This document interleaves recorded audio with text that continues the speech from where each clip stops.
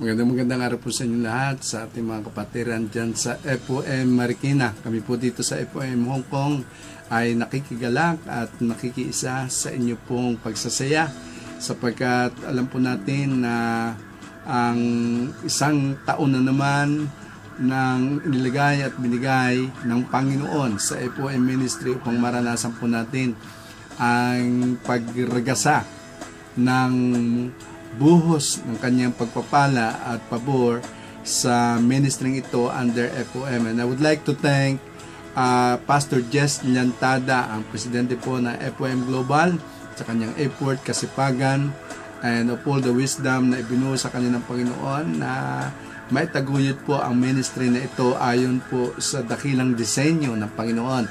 And also I would like to thank Pastor Rolly Malimata, ang kanya pong Vice Presidente. Salamat sa effort mo, Pastor, at sa mga pastor po natin, Pastor John, Pastor Eric, Pastor Dante, Pastor Hermie, Pastor Albert, at sa iba pong pastor, mga associate pastor na hindi ko po nabanggit, at sa mga pastor po natin galing pa na Ilocos Norte, Pastor Alex Pangasinan, Pastor Magdatato, at Pastor Jerry ng Sambales, Pastor Ronnie ng Bohol.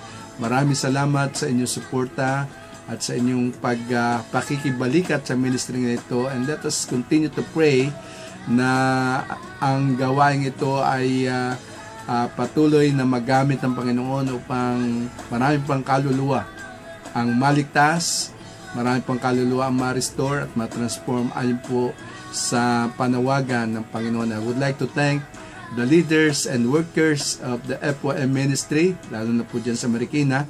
Salamat sa effort ninyo, sa inyong tulong, sa inyong commitment at dedication sa trabaho. And even, I would like to thank the pastor's wife sa kanilang sacrifice.